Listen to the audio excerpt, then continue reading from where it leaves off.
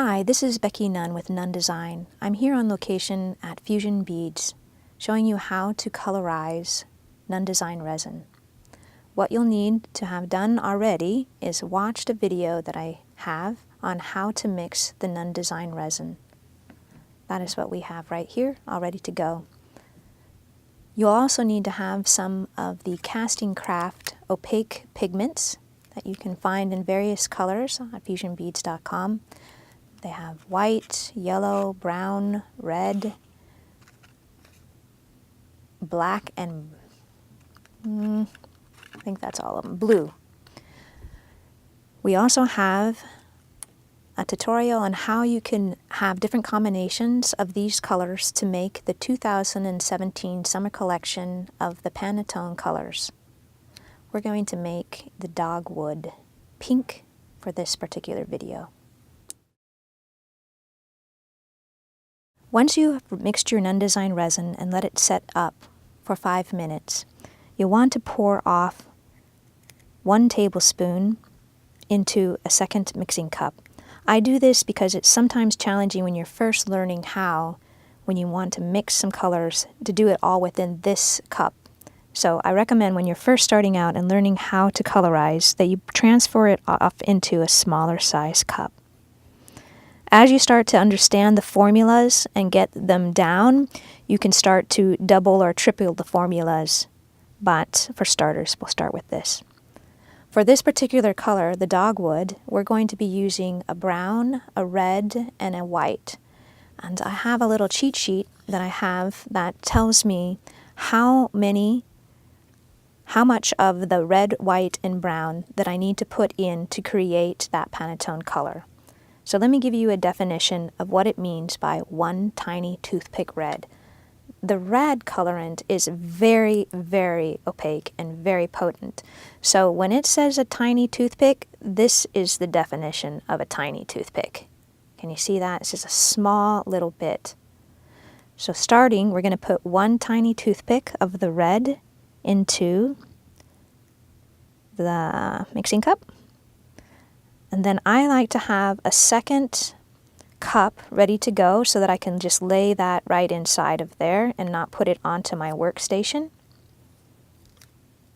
Then we're going to have, we're going to leave that out in case we need to add more, but I doubt I will. And then let me show you what the definition of a toothpick is. So I'll get a second toothpick. I just tend to like to turn my bottle up and just so I can get some of it coming out versus just pouring it in there. So this is my definition of a toothpick. So you have about a lot more on the end of your toothpick. That is referred to as a toothpick. So now you have a tiny and a toothpick worth. So I'm going to be putting 8 toothpick worth of this colorant inside of here. I don't want to put this, I'm trying to not contaminate the top of my container with my toothpick if I dip it into the resin, so I'm just kind of being a little bit discerning about kind of placing it in there without trying to get the resin on the toothpick.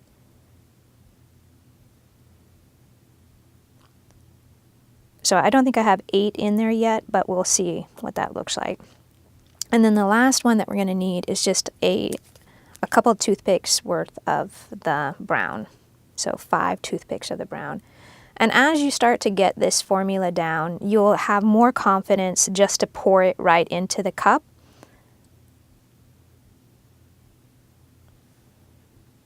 But for starters, I'm just putting it right there. Then you'll take your stir stick and you'll blend this together. Let's see how we did.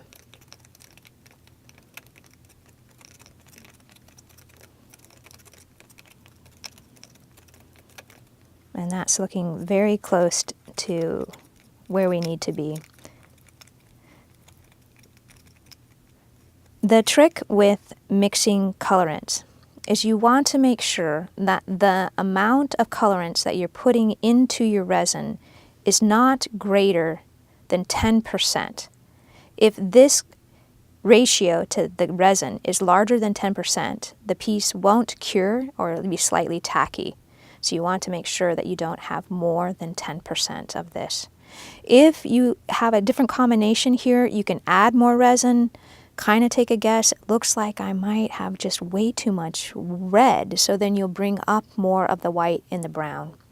Another tip that I do is once I have used my colorants, I'll wipe the surface off and then put the top right back on right after I have finished using it as a colorant, because I'll tell you what's a drag is when you put the red color on the white, then you have a big old mess the next time you take your colorants out.